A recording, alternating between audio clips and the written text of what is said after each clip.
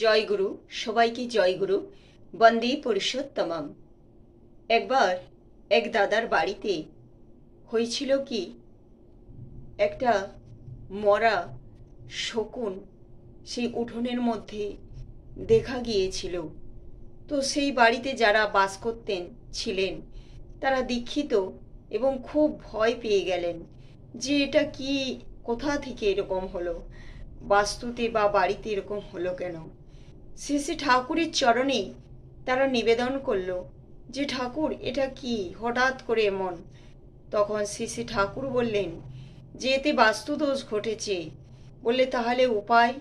তখন শ্রী শ্রী ঠাকুর বললেন এটার একমাত্র উপায় 24 ঘন্টা অষ্টপ্রহর বা তারও বেশি যদি দুদিন ধরে করা যায়, তা যদি না হয় অন্তত একটা দিন যদি কোনো মানুষকে দিয়ে, অর্থাৎ যে খুব নাম করতে পারে এমন কাউকে দিয়ে যদি সারা দিন রাত নাম করানো যায় তাহলে ওই বাস্তুদোষ কেটে যায়।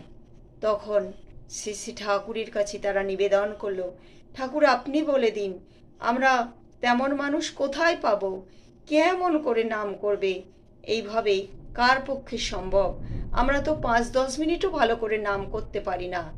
তখন শ্রী শ্রী ঠাকুর একজনের নাম বলে দিলেন, সে আগে তেমন নাম করতেই পারত না। শ্রী শ্রী ঠাকুর তাকে দিয়ে আগে নাম অভ্যাস করিয়েছেন, তারপর ওই বাড়িতে পাঠিয়ে সেই 24 ঘন্টা ধরে তাকে দিয়ে নাম করিয়েছেন। আর কোনো দিন ওই বাস্তুতে কোনো এই রকম খারাপ কিছু দেখা যায়নি বা অঘটন ঘটেনি। এই হলো নামের ক্রিয়া। জয়গুরু, সবাইকে জয়গুরু। বন্দে পুরুষোত্তমম।